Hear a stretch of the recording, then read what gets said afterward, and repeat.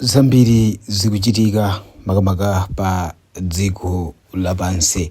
By the way, ndabweranso ine mulutswane uja wa Ibizo in the building. Ndimabwera ndi nkhani zosiyanasiyana kuchokera ngodya zonse zinayi za dziko lino. Lero ndingokupatsirani nkhani zikuluzikulu zomwe zachitika ndipo zagwedeza dziko lapansi.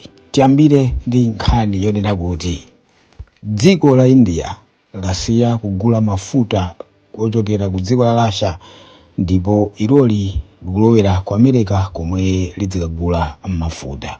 Zimenezo ndithu zachitika posachedwa pano ndipo tikunena pano ubale wa dziko la India komanso Russia mpaka pa nkhani ya mafuta ameneyi ukuoneka kuti watha until further notice.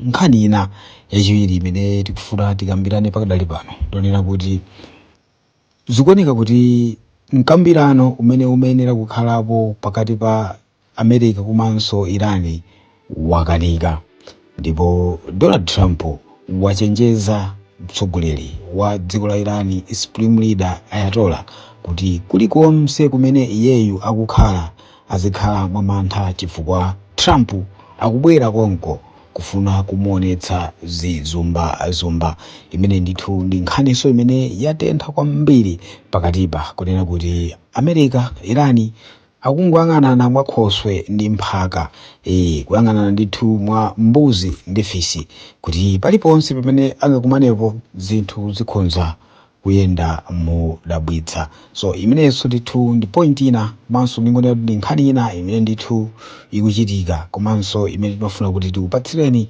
makamaka mu tsiku la lero. Dzulo tinanena kunena kuti dziko la Russia latumiza ndege Mi-28, ndege yapamwamba kwambiri ya helicopter yomwe imachita zodabwitsa makamaka pa nthawi ya nkhondo. Zimene zitu ndi zina ndithu zimene zikuchitika pa dziko pano. Chomwe ndimapempha ndithu ngati muli alendo oti nkoyamba kufika ndithu pa YouTube channel cha Mnyasaland TV, ndimakupempha kuti tapanga subscribe chifukwa tikamaponya video tsiku lililonse inu muzikhala mmodzi mwa anthu amene mudzionera video imeneyi komanso kulandira ma latest update in as far as global current affairs kumsendi. Channel chimenechi timapanga focus kwambiri makamaka mu zochitika zapa dziko lapansi, maiko anzathu ndi maiko ena ndi ena. So nkhani ina imenenso ndithu tikufuna kuti titsirande khulu pakadali pano ndiyokhudzana ndi ku Nigeria komwe dziko la United States of America latumiza asilikali ake kumeneko kuti akathane ndi zigawenga zimene zakhala zikusowesa mtendere kwa nthawi yayitali. Tibweni mbuyo pang'ono chifukwa nkhani imeneyi ndiyokulirako pang'ono. Tikudziwa bwino kuti Nigeria kuli magulu azauchifwamba kuphatikizapo gulu lodziwika bwino ndi dzina loti Boko Haram. Boko Haram ndi gulu limene lidayamba ndithu pakanthawi apo, ndi gulu la Chisilamu ndipo lidayamba ndithu pakanthawi kwambiri. Iwo amazitcha kuti ndi Islamic State ndipo lakhala likugwira atsikana ma boarding schools osiyanasiyana kumasunga malo osiyanasiyana. Ndi pakatipa gulu limeneli litazatizi, so kunatulukiranso gulu lina lomwe lidayambanso kuchita zinthu zosaweruzika. Taona ndithu azitsogoleri a mipingo yosiyanasiyana kuphatikizapo amsembe ndi anthu ena akugwidwa komanso kuphedwa mwa nkhanza ndi gulu limeneli.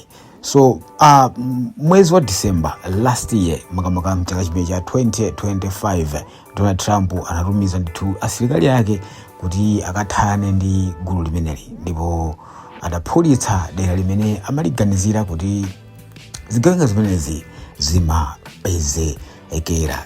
So nkhani ndithu limeneyo kuti kumeneku asilikali ameneka apita ndipo iwo wasukuti asikamenyera madrone asikayenda pa ground ndi mfuti zawo ndithu kufuna kuthana ndi gulu la uchifwamba limeneli.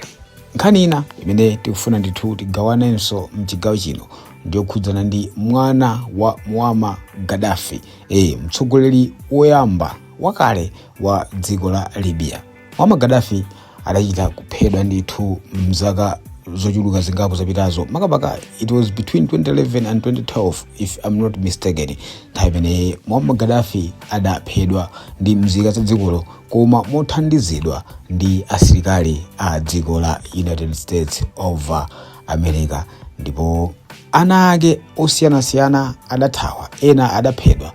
Mwana ameneyu ndi mmodzi mwa ana amene ankathandizira kulamulira dziko la Libya nthawi imeneyo bambo wawo ali makamaka ali mtsogoleri, ndipo bambo wawo ataphedwa iyeyu anadzamangidwapo, ndipo dziko limeneli lidamugamula kuti akaphedwe akanyongedwe. Koma asilikali amene adamugwira mwana ameneyu wa Muammar Gaddafi adanena kuti iyayi munthuyu tiyeni musiyeni kaye tisamuphe, ndipo patapita ndithu zaka zingapo asilikali aja adamutulutsa, ndipo iyeyu adapita kukakhala kumudzi kwawo kumene bambo wake Gaddafi ankachokera. Adakhala kumene kuja kuyamba kupanga kugena momentum, kuyambisa ngati kachipani kagulu, basi anayamba ndithu kuoneka kuti wayamba kukhala ndi molalo ncholinga choti kwasakhala zisankho mchaka china iyeyu ndithu adzayimire ngati mmodzi mwa anthu okhala mtsogoleri wa dziko limeneli la Libya. Koma usiku utatu wapitawo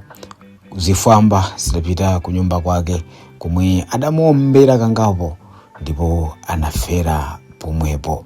Imene iso ndithu ndi ina mwa nkhani imene yachitika makamaka dziko limeneli la Libya. Komanso tiyeni tikutengeni mdziko la makamaka dziko la Uganda.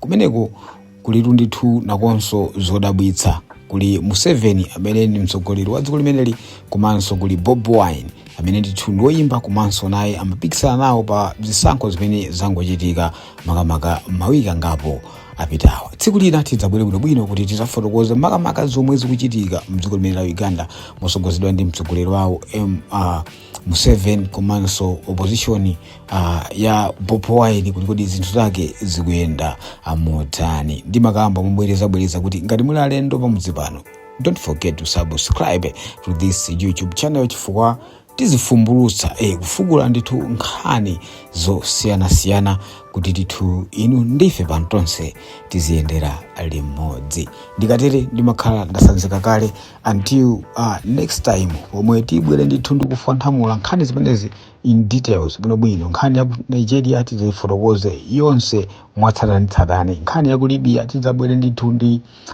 ma details yonse ofunikira, komanso nkhani imene ikuchitika ku makamaka dziko limene la Uganda.